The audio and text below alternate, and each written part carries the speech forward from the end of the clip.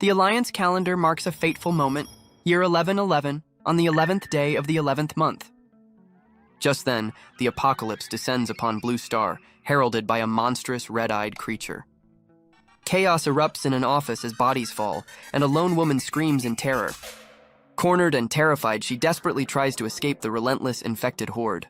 Fueled by the thought of her parents, she makes a desperate dash for the warehouse, her only hope for safety. Pausing at the doorway, she glances back, her face a mask of pure horror at the scene unfolding behind her. She watches helplessly as one of her colleagues is overwhelmed by an infected attacker. In his final moments, the man uses his last breath to urge her to run and save herself. The weight of his sacrifice sends her stumbling backward, paralyzed by shock and fear. With its previous victim down, the creature slowly turns, its glowing red eyes now locked onto its next target. The infected creature surges forward, its crimson gaze fixed on her, ready to strike. Paralyzed with fear, she can only cry out for help as the monster closes in. Suddenly, a figure steps into the fray, interrupting the creature's attack. This mysterious hero launches himself into the air, bringing down his weapons on the unsuspecting creature. In a blur of motion, he lands a devastating blow, instantly dispatching the infected foe. A system window pops up, rewarding him with points for the kill as a faint blue light emanates from his eye. Her fear gives way to awe as she gazes upon the man who just saved her life. She recognizes him as Yunchi, who stands over her, a silent protector amidst the chaos. Her moment of relief is shattered as another creature lunges from the shadows, catching her completely off guard. With a flash of his glowing blue eye, Yunchi turns, ready to face the new threat without a hint of fear. With a single fluid motion, he eliminates the second creature, earning another 10 points. Terrified for his safety, she grabs his leg, pleading with him to escape the chaos. But the hallway is swarming with more infected, turning the office into a battlefield. She looks back in disbelief at the sheer number of monsters now hot on their trail. The horrific reality sinks in, making her question if she's trapped in a nightmare.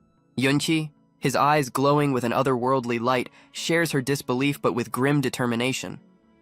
A flashback reveals his true identity, not an office worker, but the disguised young master of the powerful Yun family. Just 10 minutes earlier, he was walking through this very office, living a completely normal life. His colleague approaches him with a knowing, flirtatious smile.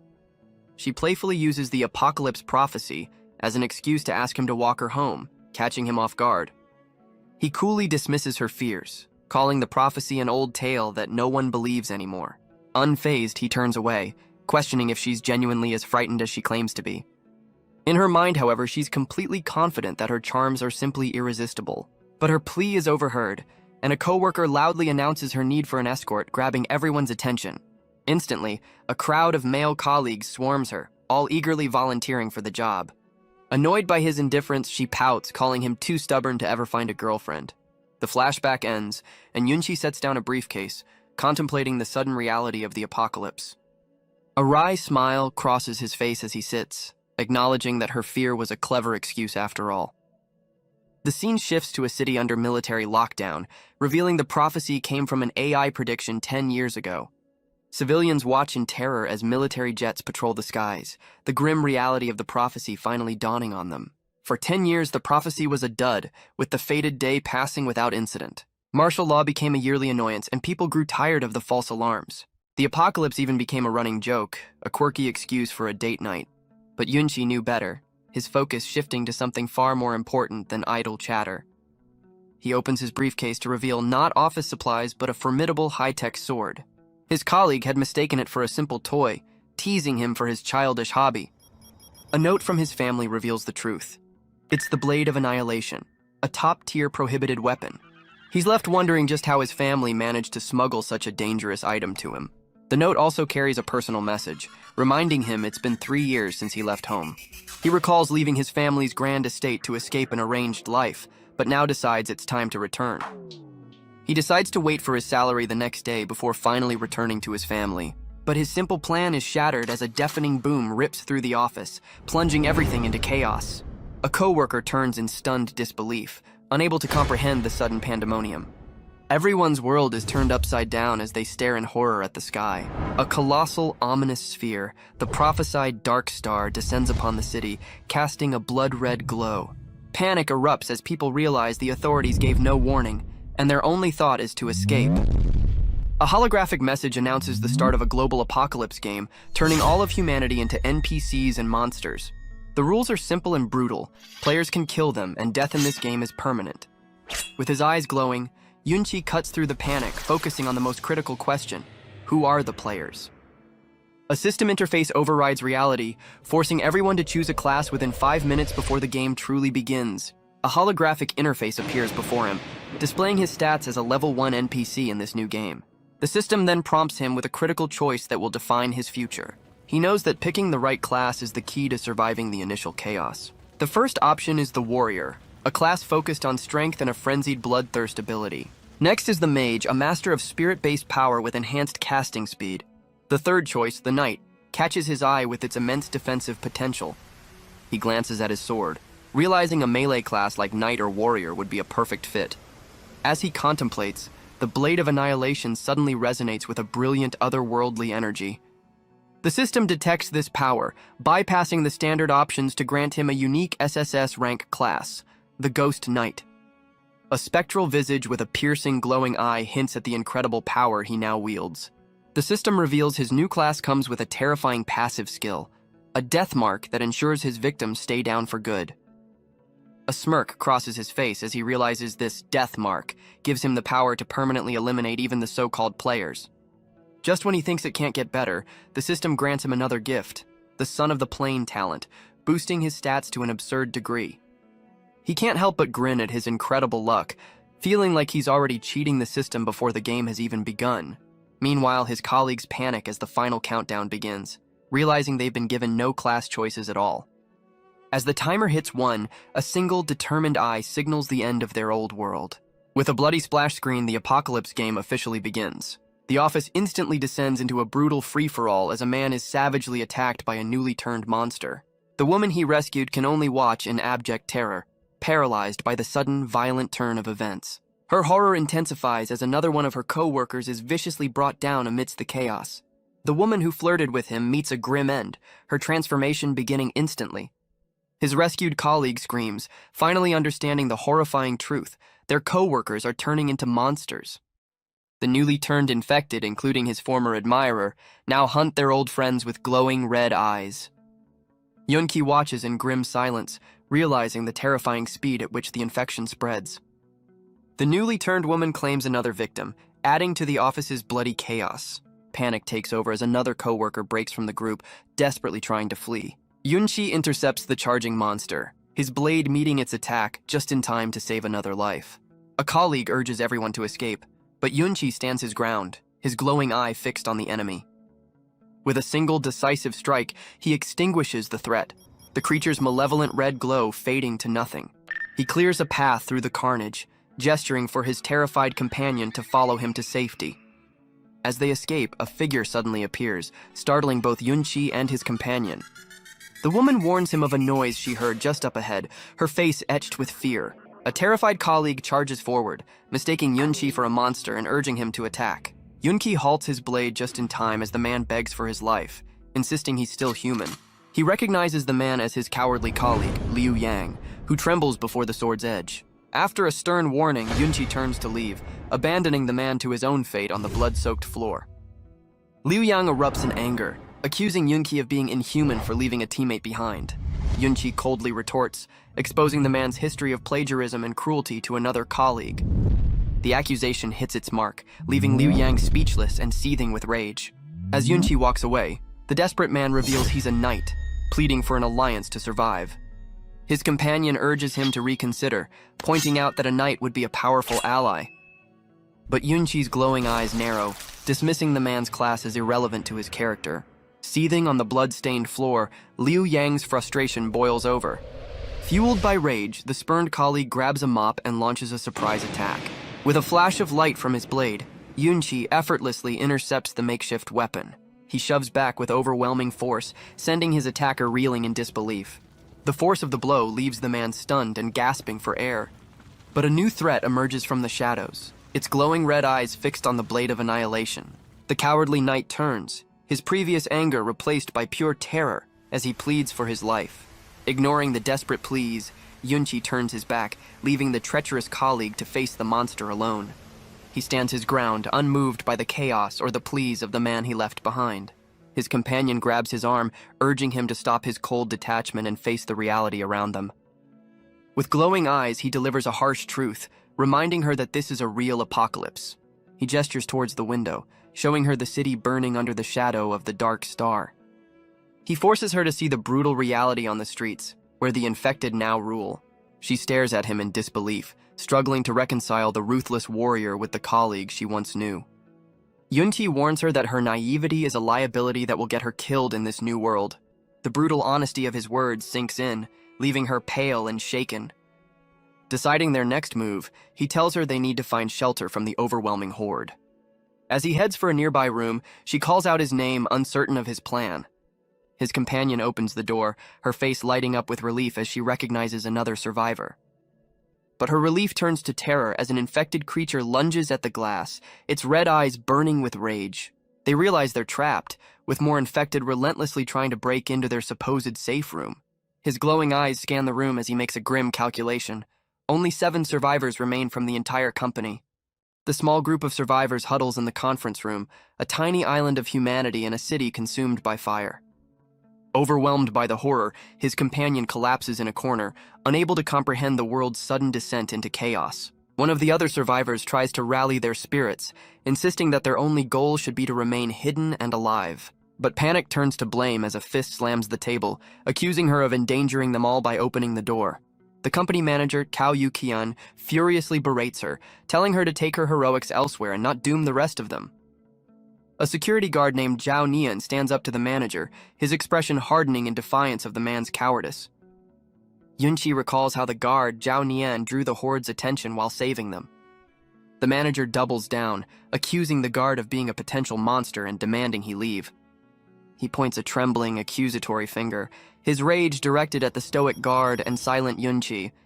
Having reached his limit, Zhao Nian grabs the manager by the collar, silencing his empty threats of being fired. He shoves the terrified man against the wall, promising to give him a real taste of the apocalypse he fears so much. In a flash of rage, the guard smashes the conference room window, sending shards of glass flying. He drags the screaming manager towards the gaping hole, the city burning 17 stories below. Yunqi tightens his grip on his sword, observing the brutal justice being dealt. Ignoring the manager's desperate pleas, the guard sends him plummeting to the streets below.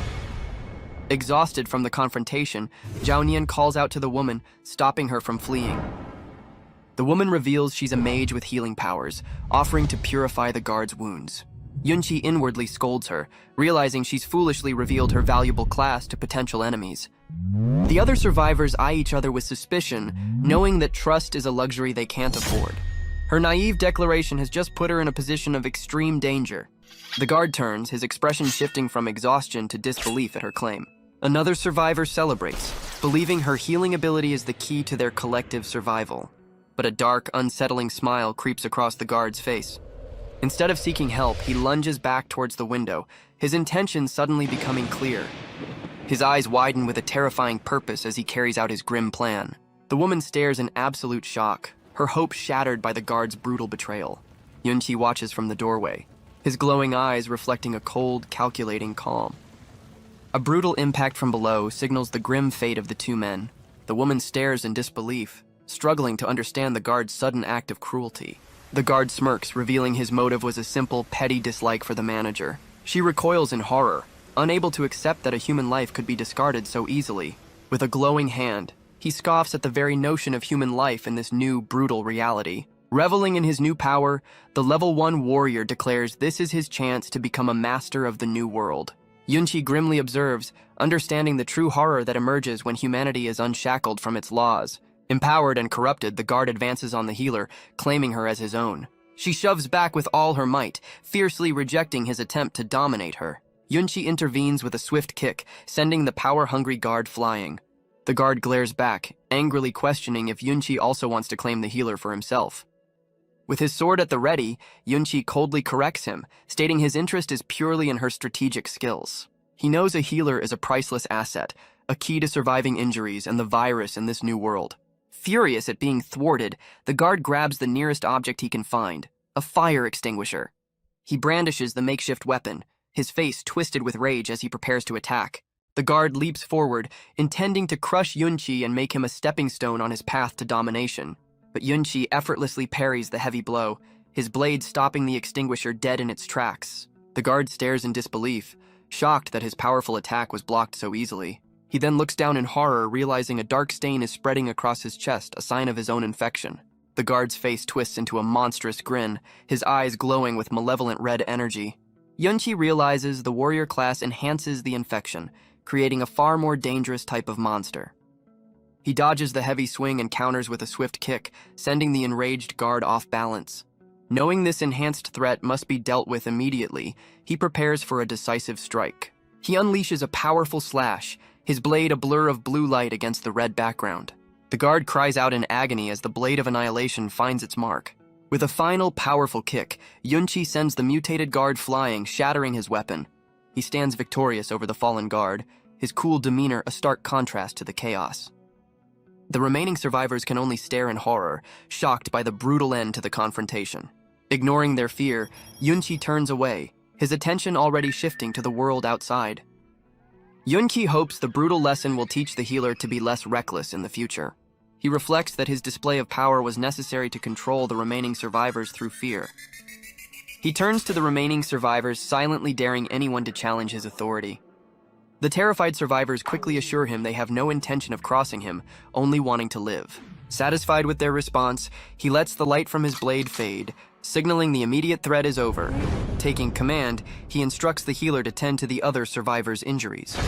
The healer nervously begins her work, casting a green restorative glow over her colleagues' wounds. While the others are being treated, Yunqi turns his attention to a laptop, trying to gather information. Finding the laptop useless, he pulls out his phone, searching for another way to connect to the outside world. But his phone confirms his suspicion. All communication networks are down, cutting them off completely.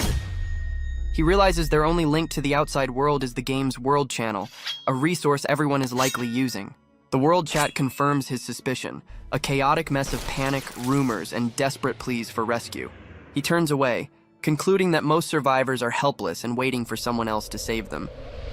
Deciding to focus on his own power, he pulls up his personal status screen in a flash of digital code. He finally gets a chance to analyze his stats, noting his unique class and the powerful Son of the Plane talent. His eyes narrow on an unfamiliar stat called Compatibility, questioning its purpose in the game. He wisely decides to hold off on using the permanent 100x boost until he fully understands the game's mechanics. For now, he opts for a safer strategy, choosing to apply a temporary 10x boost to his points acquisition. The upgrade is a success and he clenches his fist, thrilled that he can now grow 10 times faster than anyone else. Meanwhile, the healer suddenly feels weak, realizing her magic has left her completely drained and starving.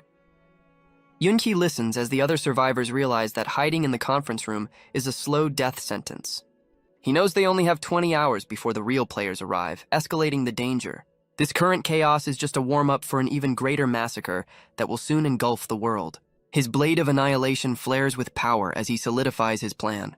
Determined to farm points, he ignores the panicked pleas of his colleagues. The other survivors are paralyzed with fear, certain that opening the door will doom them all. With an intimidating glare, he commands them to get out of his way. The healer tries to reason with him, begging him not to throw his life away. He coldly informs them that without supplies, hiding is just a slower way to die. But his brutal logic is lost on them, as another survivor insists that any fate is better than facing the monsters outside. A survivor points out that while Yunqi is armed, the rest of them would be helpless outside. The healer grabs his arm, begging him to wait for the military rescue she's certain will arrive. But Yunqi knows better, suspecting the apocalypse game makes any real rescue highly unlikely. Just then, a deafening sound from outside shatters the window, catching everyone off guard. Both he and the healer look up, stunned by the sudden development. A massive fleet of futuristic military ships fills the sky, a beacon of hope against the chaos. A holographic broadcast appears, with a military leader urging all of humanity not to give up. He announces that rescue teams are en route and instructs able-bodied survivors to head for the rooftops. The message brings a wave of relief to a hiding survivor, who believes her nightmare is finally ending. The other survivors celebrate the news, but Yunqi remains unconvinced, observing their naive optimism. The military leader's message is cut short as a system override declares all interference will be removed. In a flash of fire and light, the entire rescue fleet is targeted for annihilation. The survivors can only watch in stunned silence as their last hope is brutally extinguished. The sky rains fire as the burning wreckage of the military ships plummets towards the city below. One of the massive vessels smashes into a skyscraper, turning the promise of rescue into a new wave of destruction. Panic grips the streets as civilians flee the fiery debris now raining down upon them. The shockwave from a nearby impact sends Yunqi and the others flying, the ground shaking violently beneath them. The city's skyline is consumed by explosions, proving the game system's absolute and terrifying control. A massive piece of shrapnel hurtles directly towards the survivors, threatening to crush them instantly. With lightning reflexes, Yunqi pulls the healer to safety just as the floor beneath them is obliterated.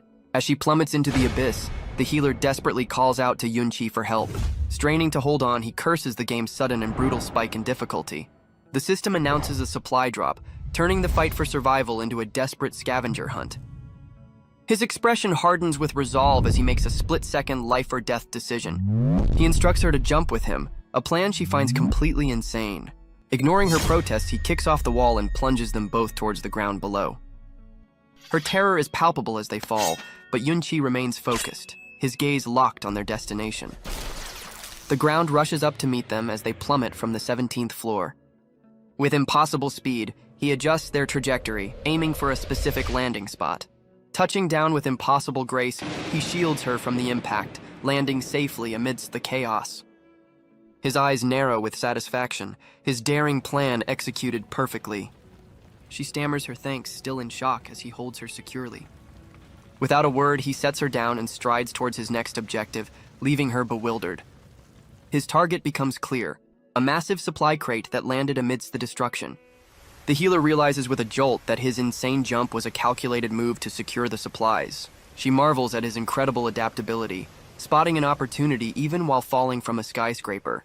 But their prize is not unguarded, as an infected creature lunges from behind the debris. Yunqi calmly intercepts the monster's attack, his blade holding firm against its claws. With a flash of blue light, he raises his sword, preparing to unleash a devastating downward slash. He executes a powerful swing, forcing the agile monster to leap backward to avoid the blow. The creature roars in fury, its eyes burning with a malevolent red glow. Yunqi remains unfazed, his gaze sharp as he assesses the growing number of threats. The healer's eyes widen in terror as she realizes more infected are rising from the debris. She calls out in alarm, seeing that they are now completely surrounded by the relentless horde. An overhead view confirms their dire situation, trapped in a circle of monsters with no clear path out. He calmly tells her they must separate to survive, a plan she meets with pure dread. With a final command for her to run, he charges headfirst into the swarm of infected. He ducks under a monster's attack, his blade ready to cut a path through the chaos. A system notification confirms his kill and a 100-point reward, fueling his determination. Taking his advice, the healer flees in terror as the monstrous horde gives chase. She screams in terror, running for her life with a horde of infected hot on her heels. Overwhelmed with fear, she cries out, having no idea how to fight back against her pursuers. As she flees across the chasm, Yunqi single-handedly holds back the tide of monsters on the other side. In a blur of motion, he suddenly appears before her, taunting her about her panicked escape. He brings his blade of annihilation down with incredible force, ready to clear her path. With a single, devastating swing, he dispatches 3 monsters simultaneously, earning a cool 300 points. Their brief respite is shattered as another wave of infected claws its way out of the rubble. Unfazed by the new threat, his glowing eye narrows as he prepares for the next onslaught. His blade becomes a blur of light, effortlessly cutting through the advancing horde. Standing amidst the carnage, a faint blue light marks him as a force of absolute power in this new world. He stands victorious, the last of the monsters falling before him in the ruined cityscape. The healer watches from a distance, stunned by the sheer number of enemies he dispatched alone. Leaning against a wall, she finally catches her breath, believing the immediate threat has passed. Yunqi smirks, realizing his 10x point boost is an unfair advantage, and muses about his family's immense power. His victory celebration is cut short as he remembers the real prize, the supply crate. He kneels beside the crate, finally reaching the objective he risked everything to secure. A system notification rewards him with a massive 1,000 points just for discovering the supplies. With his points boosted, his thoughts immediately turn to the game's leaderboard and his current standing. The leaderboard reveals he's in 3rd place, trailing 2 legendary figures of the Human Alliance. He recognizes the top-ranked player, Fang Gan, as the Alliance's revered god of war. He also recognizes the second-ranked player, Yuan Jin, the brilliant patriarch of the Yuan family. With these two legends leading the charge, humanity still believes it has a fighting chance. Yunki deduces their high scores come from using elite soldiers to secure supply drops, not just from killing monsters. To avoid attracting the attention of these powerhouses, he wisely chooses to keep his name hidden on the leaderboard. His companion approaches, curious about the contents of the crate he risked so much to get. With a flick of the latches, he pops open the military-grade supply container. Inside, he finds a cache of valuable medical supplies, including potions and antidotes. He picks up a life potion, realizing these items make him completely self-sufficient in a fight. A cold thought crosses his mind. With these supplies, the troublesome healer might now be a liability. His expression hardens as he turns away, contemplating his next move without her. Just as he contemplates his next move, a new, far more agile monster leaps from the ruins to challenge him. This creature is different, its eyes burning with a cunning malice that sets it apart from the mindless horde.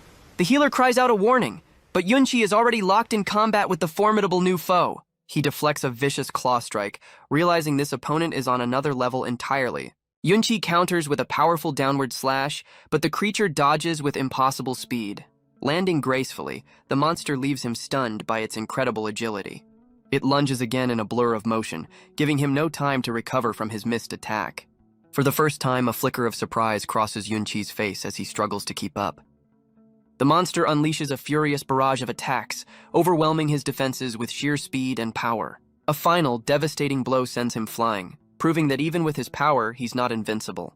He quickly regains his balance, planting his feet firmly on the cracked ground. Standing tall, he faces the roaring creature, recognizing it as a far superior threat. His glowing eyes narrow as he realizes this mutated monster is twice as strong as the others. Deciding he needs an edge, he pulls out a glowing combat potion from the supply crate. With grim determination, he injects the serum, preparing for a temporary power boost. A system notification confirms a 20% increase to all his combat stats for a mere 10 seconds. He scoffs at the potion's short duration, annoyed by the low-quality military supplies. The agile monster lunges forward again, its claws aimed for a finishing blow. Making the most of his limited time, he unleashes a powerful counterattack with his blade. His boosted strength allows him to land a decisive strike, ending the advanced creature's assault. The creature lets out a furious roar, its rage intensifying its attack. Its razor-sharp claws grind against his blade in a desperate struggle for dominance. The monster presses its advantage, forcing Yunchi back with a flurry of strikes. He grits his teeth, taking a glancing blow as the creature's speed proves overwhelming. His companion can only watch in terror, calling out his name as the battle turns against him. He digs his heels in, barely managing to parry a devastating overhead blow. With a surge of adrenaline, he pushes back, his expression one of pure focus. The agile monster is thrown off balance, giving him a precious second to regroup. He curses his luck as the combat potion wears off, leaving him vulnerable once more. His eyes lock onto the supply crate, knowing he must reach it to survive this fight. The creature lets out a furious roar, its mutated face twisted in pure, unadulterated rage. A bead of sweat rolls down his temple, but a confident smirk reveals he still has a plan. He brings his blade down with lethal intent, aiming to pin the creature to the ground. His grip on the blade of annihilation tightens, channeling its otherworldly power into the strike. Realizing he's outmatched, he abandons the fight and makes a desperate sprint for the supply crate. His eyes are locked on his objective, knowing the contents of the crate are his only hope. He glances back in alarm as the agile monster closes the distance with terrifying speed. Just as the creature is about to pounce, the healer throws 2 vials through the air to help him. He snatches the potions from the air, recognizing them as a potential lifeline. Turning back, he sees his companion standing by the crate, realizing she's the one who saved him. She brandishes a makeshift weapon glowing with green energy, trying to taunt the creature. The healer desperately tries to draw the monster's attention, creating a vital diversion. Despite her best efforts, her attempt to be intimidating comes off as more comical than threatening. Her bizarre display actually works, momentarily confusing the red-eyed monster and halting its assault. Seizing the opportunity, he injects a potion, a smirk confirming she's proven her worth. Its confusion turns to rage as the monster lets out a furious roar and charges forward again. Empowered by the potion, he meets the creature's attack head-on in a blur of motion. A system notification confirms he's boosted his stats and reduced his pain for a critical 10 seconds. With his eye glowing, he focuses his will, determined to make every second of the boost count. The enraged monster lunges once more, its claws ready to tear him apart. He explodes forward with newfound speed, his body wreathed in the potion's green aura. His powerful blow sends the agile monster reeling, its body flung backward through the air. He presses the attack, his glowing eyes fixed on his target as he closes in for the final blow. A final, crushing blow connects, sending the monster hurtling through the air in defeat. With a final, agonized roar, the advanced monster is permanently dispatched from the battlefield.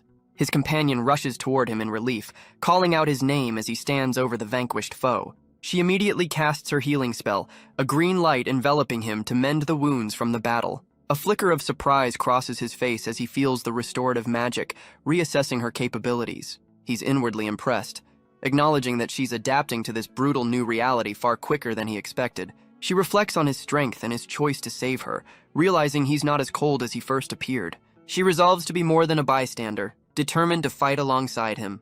He acknowledges the comforting warmth of her magic, realizing a healer is more valuable than any supply drop. With the immediate danger gone, he leads the way through the ruined streets. He stoops to retrieve a small dagger from the debris, a new tool for their survival. Yunqi hands her the weapon, giving her a grim but necessary task to prove her mettle. He explains that in this world, everyone must fight for their own points and power to survive. His words strike a chord, and she understands she can no longer depend on him for protection. Steeling her nerves, she stands over the fallen creature, preparing to do what's necessary. Her hands tremble but grip the dagger with newfound determination. Mustering all her courage, she raises the blade, ready to take her first life in this new world. With a final, desperate roar, the creature is silenced as she brings the dagger down. She stands over her first kill, the reality of her actions sinking in amidst the surrounding carnage. A system notification rewards her with 500 points and a new single-target healing skill for her efforts. Overjoyed with her new power, she thanks Yunqi, who seems completely taken aback by her success. The shock hits him so hard that he stumbles to his knees, the ground cracking under the force of his frustration. He seethes with jealousy, realizing the 5,000 points and skill she just earned could have been his. She rushes to his side with concern, but he brushes it off, claiming he's just suddenly tired. His calculating gaze reveals his true thoughts. He must bind this increasingly valuable healer to him at all costs. Putting his envy aside, he takes charge once more, telling her they need to find a safe shelter. His expression hardens with resolve, knowing that securing her loyalty is now his top priority. The healer confidently tells Yunqi she knows a place with a large stash of supplies. Their new destination is a large residential complex in the heart of the ruined city. He leads the way as they navigate the narrow, debris-filled alleyways. They discover a street littered with fallen monsters, evidence of a recent intense battle. Peeking around a corner, Yunqi correctly guesses their destination is the Green Bay community. He then correctly deduces that the supposed shelter is actually her home. She's stunned, he knew, but he coldly explains he overheard her co-workers' constant attempts to walk her home. She confesses her true motive is to check on her parents, but promises a massive food supply thanks to her hoarder mother. With a nervous blush, she invites him to stay and meet her parents, hoping to deepen their connection.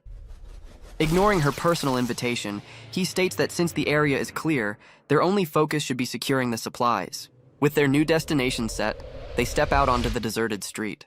But before they leave, he stops her, testing if she remembers his survival lessons. With a confident smile, she begins to recite his warnings about the most dangerous human threats. First on her list are the pre-apocalypse fighters, especially the lethal assassin class with their defense-ignoring attacks. The second threat she names are shooters, whose long-range attacks can be instantly fatal to any newcomer. Finally, she identifies the third danger as beast tamers, who command powerful creatures to do their fighting for them. As they walk through the empty streets, she questions if these classes are truly as formidable as he claims. He confirms her fears, warning that a conflict with a shooter could mean death before she even sees it coming. Just as he speaks, a red laser dot appears on his chest, a chillingly immediate confirmation of his warning. He instinctively leaps aside as a powerful blast obliterates the spot where he was just standing. His face contorts in shock as he identifies the unseen threat as a shooter. His companion cries out his name, her face a mask of terror for his safety. The sniper's laser sight locks onto his chest, tracing a deadly path across the blood-stained street. From a high vantage point, a soldier reports their position, mistaking them for more infected. Yunqi's expression darkens, confirming his warning about the deadly shooter class was all too accurate. Viewed through the sniper's scope, they raise their hands in surrender, trying to signal they are not a threat.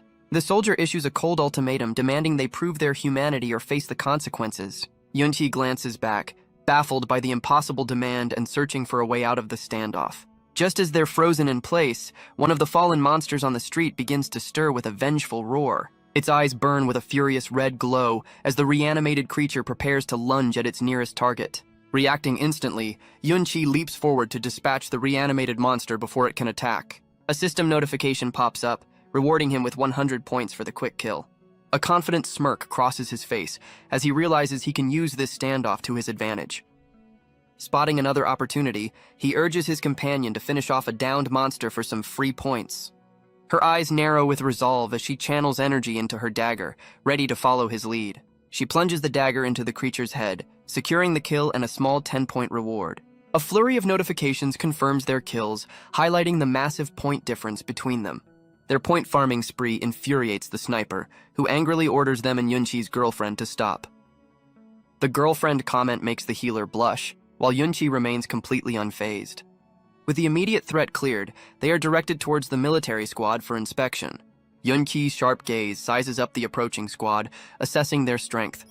He notes their formation is dominated by shooters, supported by a handful of mages. He's impressed by their well-rounded team of knights, warriors, and beast tamers, recognizing them as a professional unit. A female soldier reports to her vice captain that the two survivors are surprisingly unharmed. The vice captain smirks, mockingly congratulating them on their luck for stumbling upon his law enforcement team.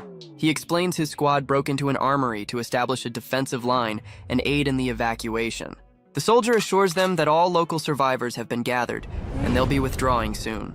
Yunqi understands now why the streets were cleared of people, leaving only the fallen monsters. The sound of approaching footsteps signals the arrival of the squad's true leader. The soldiers snap to attention, saluting as their formidable Captain Han finally makes his appearance. The squad's leader, Captain Han Yi, steps forward, his stern gaze radiating authority.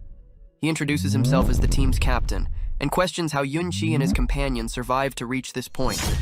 The healer anxiously asks the captain about the Green Bay community, desperate for news of her parents. Captain Han delivers a grim verdict, stating the area is too high risk and anyone left is likely lost.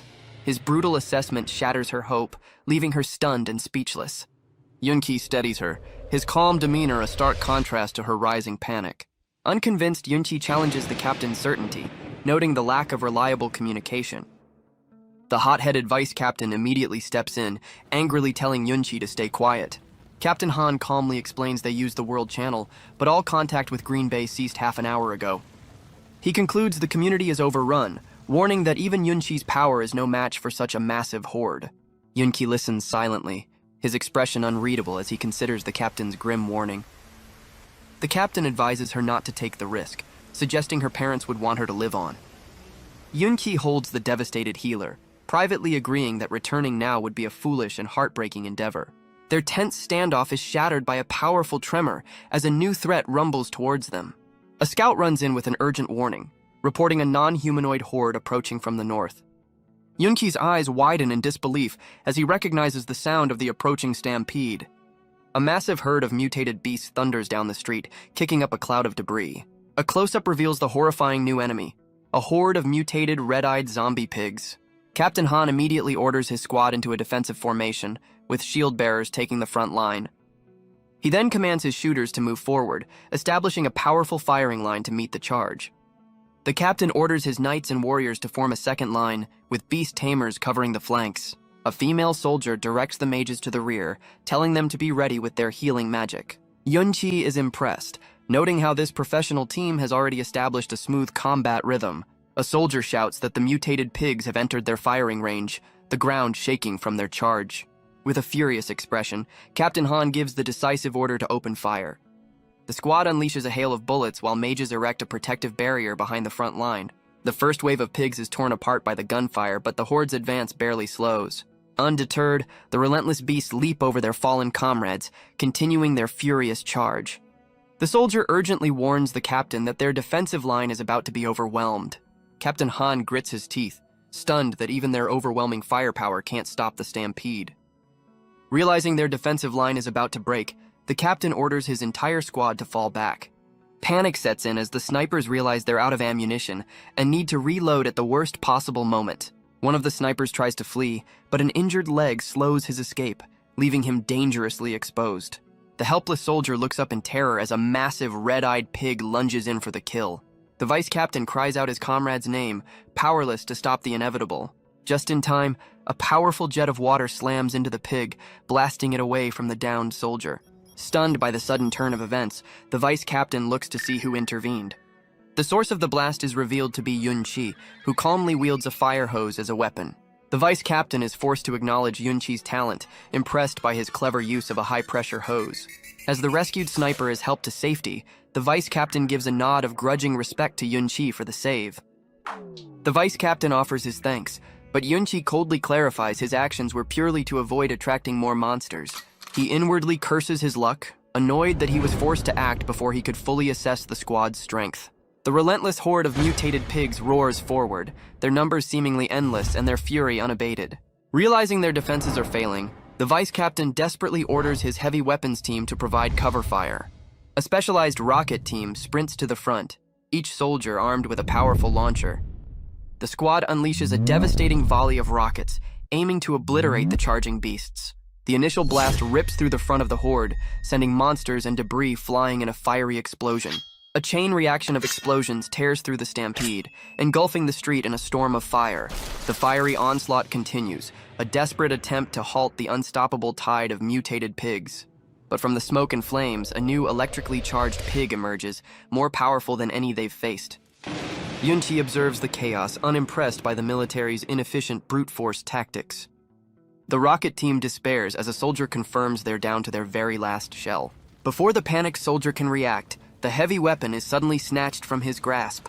Yun-Chi calmly takes the rocket launcher, deciding to show the professionals how it's done. The soldier tries to protest, stunned by Yun-Chi's sudden and seemingly reckless intervention. Instead of firing it normally, he strikes the rocket with his blade, launching it with a powerful, unconventional blow. The rocket soars through the air, completely missing the horde and heading straight for a nearby skyscraper. The soldier yells in frustration, convinced Yun-Chi has just wasted their final shot on a random building. But his shot was perfectly calculated, causing the entire building to collapse directly onto the charging horde. The mutated pigs can only roar in defiance as tons of rubble rain down, burying them completely. The street is a scene of total devastation, with the mutated horde seemingly crushed beneath the fallen skyscraper. The soldier who owned the rocket launcher stares in wide-eyed disbelief, stunned by the sheer effectiveness of Yun-Chi's strategy. Yun-Chi smirks, vindicated by his success, while the vice captain grudgingly admits the kid is incredibly good. But their victory is short-lived as a surviving pig begins to claw its way out from under the debris. Captain Han urgently warns his squad that the monsters are recovering and they must remain vigilant. Yun-Chi then points out a new crisis, explaining that the nuclear power plant's emergency systems have failed. The captain's face pales as he processes the catastrophic implications of a potential meltdown. Springing into action, he orders the vice captain to take a team and repair the critical power infrastructure. The military squad quickly mobilizes, forming a defensive perimeter around their new objective. Their renewed focus is shattered as the surviving pigs, led by the electric beast, erupt from the rubble with a furious roar. The vice captain reports he secured the power cable, ready to execute their desperate plan. Captain Han urgently orders him to throw the live cable into the water while the others fall back. With a powerful heave, the vice captain hurls the sparking cable towards the flooded street. The cable plunges into the water, unleashing a massive and deadly electrical discharge. A wave of pure electricity surges through the water, racing towards the charging horde. The mutated pigs are caught in the deadly current, their furious charge brought to a shocking halt. A flood of system notifications confirms the squad has eliminated dozens of pigs in a single move. Yun-Chi smirks, calculating that any surviving pigs will be too weak to pose a threat. The vice captain marvels at the sheer power of the emergency generator that fueled the attack. But Yun-Chi explains it was the debris from the collapsed building that supercharged the water's conductivity. The vice captain is left in awe, realizing Yun-Chi's tactical mind quickly weaponized their surroundings. Yun-Chi's confident smirk reveals his terrifying ability to adapt and thrive in any chaotic situation, but he warns them it's too early to celebrate, as the surviving pigs charge forward with renewed fury. The soldiers hastily raise their shields, bracing for the impact of the relentless, electrified beasts. The front line immediately crumbles as a soldier is sent flying, completely overpowered by a charging pig. Even the powerful vice captain struggles to hold his ground, his shield barely deflecting the creature's attack. The squad's formation shatters as another soldier is violently kicked aside by the unstoppable beasts. Captain Han grits his teeth, realizing the pig's impact force is far greater than any monster they've faced. His men cry out in desperation, their shields cracking as they admit they can't hold the line any longer. Watching the chaos unfold, Yunqi calmly decides he must take matters into his own hands to turn the tide.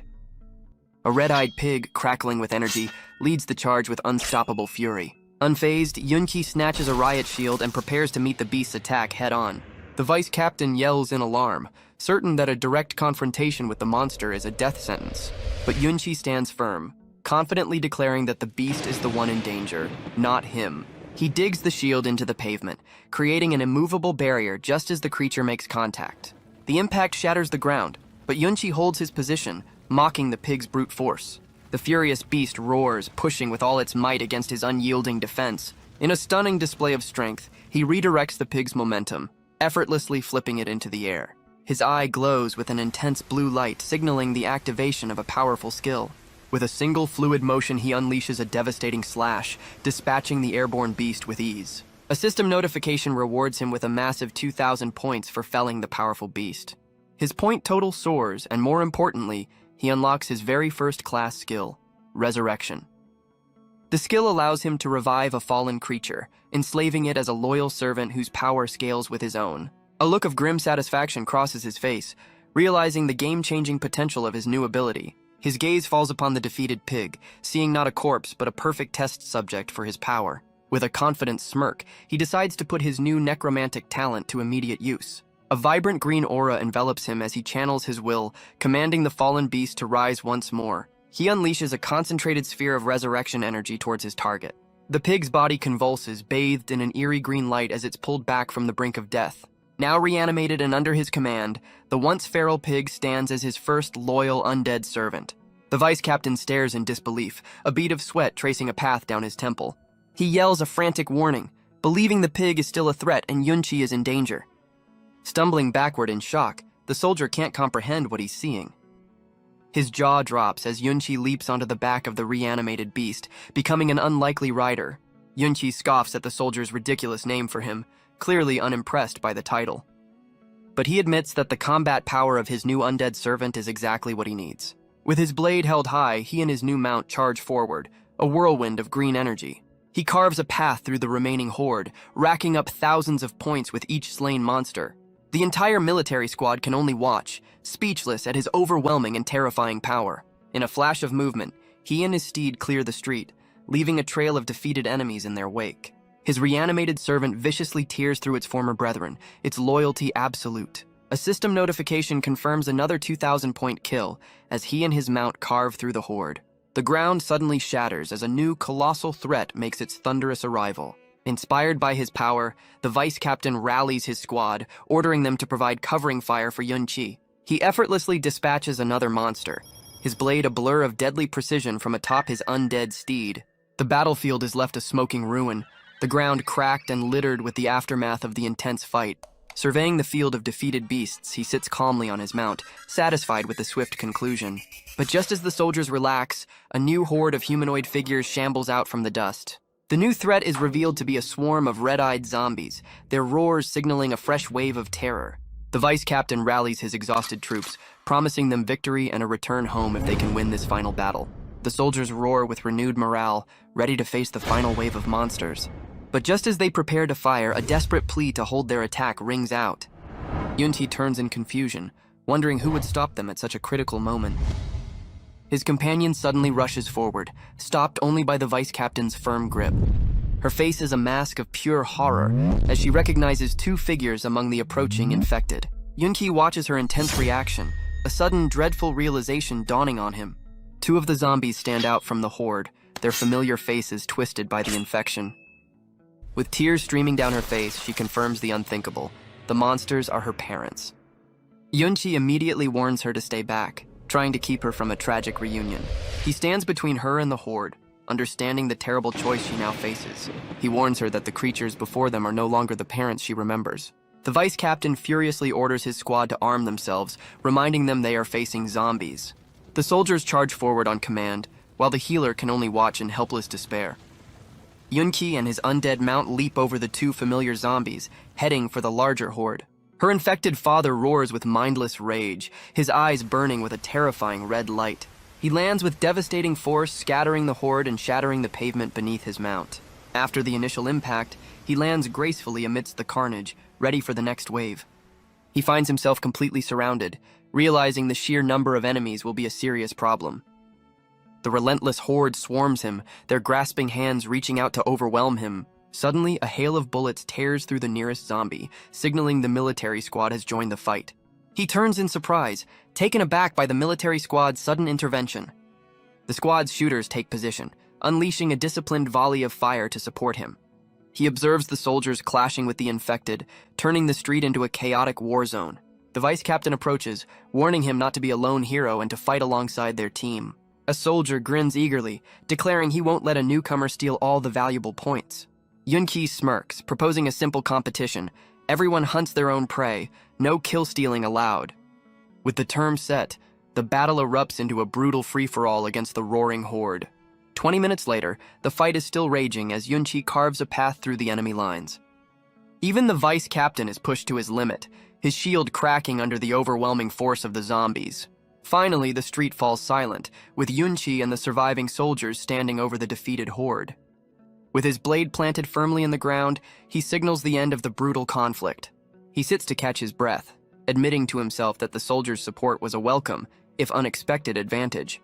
Seeing him rest, his companion hurries over, ready to offer her healing magic. She immediately casts a powerful healing spell, enveloping him in a restorative green light. As she heals him, she's struck by the terrifying thought that he's all she has left in this new world. Feeling his wounds close, he tells her to take this moment to say a final farewell to her parents.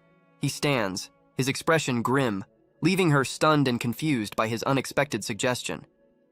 Her gaze falls upon the still forms of her infected parents, who were neutralized during the chaos.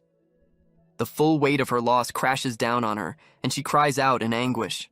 Through her grief, she realizes he had deliberately spared her parents, giving her this one last chance for closure.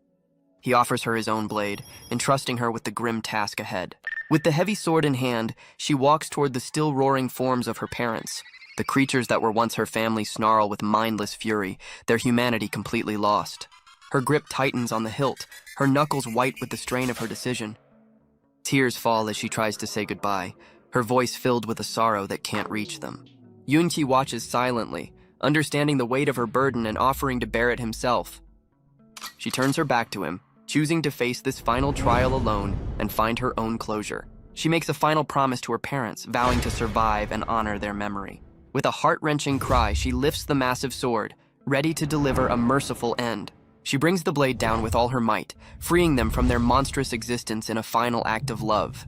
With a final, decisive strike, she ends their suffering, bringing a tragic end to her family's story.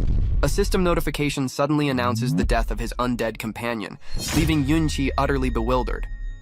As she sits silently amidst the carnage, grieving her loss, Yunchi approaches with a heavy heart. But his grief isn't for her. He collapses in a dramatic display of sorrow over his fallen undead pig.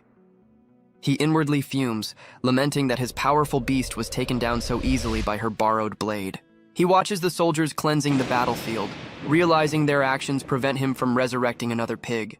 In a desperate and comical attempt, he tries to rouse his fallen steed, refusing to accept its demise. His companion questions his bizarrely intense grief, pointing out that he seems more upset than she is. Their strange moment is interrupted by a soldier's call for healers to tend to the wounded. She thanks him for his help, then leaves to fulfill her duty as a healer, ready to aid the injured soldiers. He reasons that the busy military squad won't pay close attention to his companion's unique powers. He also believes that keeping her occupied with healing duties will distract her from her recent trauma. Suddenly, a disembodied voice from the system interface startles him, asking if anyone is there. His sharp, involuntary reaction immediately catches the attention of the nearby vice captain. The soldier turns back with a confused and slightly annoyed expression, wondering what's wrong. Yunchi asks if he also heard the mysterious voice, but the vice captain is completely oblivious. He quickly dismisses his own question, trying to play off the strange occurrence as nothing. He realizes with dawning certainty that he was the only one to hear it, confirming it came from the game interface. His irritation grows as the system's new voice chat function floods his senses with noisy, unwanted chatter. A massive glowing blue system panel suddenly materializes, signaling a major and unexpected change to the game. He discovers a new group channel option has appeared on his system interface. A notification confirms he's been automatically added to a group called Apocalypse Walkers. His expression hardens with confusion as a strange blue light envelops him. A blinding flash of energy transports his consciousness to an unknown location. He materializes in a vast chamber, finding himself at a round table with 9 other mysterious figures. Realizing he's in a mental space, he assesses his new surroundings and the other members. He notes the system's limitations, realizing there's no way to leave this mysterious preset group. The revelation hits him that this group was predetermined, and he's been chosen for a specific purpose. His gaze sweeps across the other shadowy members, trying to understand the nature of this secret assembly. A masked member suddenly addresses him, mockingly questioning why he's so clueless about their situation. Yunqi feigns ignorance, questioning what special thing the masked figure could possibly be referring to. Another member speculates it must be the sword his sister recently gave him, wondering about its significance. A woman seated on a throne issues a chilling warning. They are all Apocalypse Walkers, but whether they become allies or enemies remains to be seen. Unfazed by the threat, Yunqi cuts straight to the point, demanding to know what an Apocalypse Walker actually is. The woman on the throne begins to speak, her expression hidden as she prepares to reveal the truth. But an eager, shield-wielding member interrupts, excitedly explaining they are the 10 chosen wielders of the legendary Titan artifacts. He reveals that a supercomputer named Titan foresaw the world's end and created 10 powerful artifacts for 10 chosen individuals. These artifacts act like a virus within the game's system, allowing their users to grow stronger by consuming game data. Yunqi now stands among the other chosen, finally understanding he is one of these 10 uniquely empowered individuals. He grips his sword, realizing it's an artifact his family gave him, a sacrifice made to ensure the survival of their runaway son. A masked member, calling him number 7, impatiently demands a response from the silent Yunqi. Yunqi ignores the taunt, instead questioning the group about the situation in Zhongdu and the fate of the major families. He reveals the major families were warned ahead of time and are safe, though one patriarch met a grim end at the hands of his own son. The news brings him a flicker of relief, as he realizes his own family is likely safe. The shield wielder then raises a new question about compatibility, revealing his own artifact is only at 10%. A mysterious woman with shadowed eyes confirms her compatibility level is also the same. The man with sunglasses confirms it's the same for him, annoyed that the system provided no explanation for this feature. With no more information to gain, the woman announces her departure from the ethereal meeting chamber. Snapping back to reality, he finds himself on the ruined street, standing over the body of his fallen undead servant. He reflects on the sudden gathering, realizing that in a group of wary strangers, no one's word can be trusted. He realizes his artifact is a game-breaking plug-in and questions if it has its own intelligent system. As if in answer, a swirling ball of bright blue energy suddenly materializes before him. He's startled as the light reveals a tiny, smug dragon that mockingly congratulates him on his deduction. His shock quickly turns to a delighted grin, thrilled by the awesome power of his personal plug-in. He frets that the flashy creature will attract unwanted attention, but it smugly clarifies that only he is worthy of seeing it. He questions if the creature is the legendary Great Brain of Titan, but it informs him he's currently too weak to control the main intelligence. Striking a pose with a new pair of sunglasses, the creature introduces itself as a clone of Titan's intelligence named Virtuous Ancestor. He dismisses the creature's absurd title, instead deducing that Titan's main system must be secured at the Zhongdu military headquarters. He tries to flatter the creature into giving him some cheats, but it retorts that his powerful, customized class was the ultimate cheat from the start. The creature reveals its power is limited until the game officially begins, leaving Yunqi with a stark warning: he must survive on his own. Yunqi concludes that his new plug-in system is not entirely reliable. He realizes he must wait for the game's official start to get more answers, his thoughts interrupted by his companion's call. Snapped back to reality, his companion approaches, asking why he was spacing out. Captain Han approaches, praising her for treating his team's gravely wounded members. Impressed by their abilities, Captain Han formally invites them to join his squad. Yunqi politely declines the offer, revealing his plan to leave the city entirely. His companion immediately declares her unwavering loyalty, insisting she will follow him anywhere.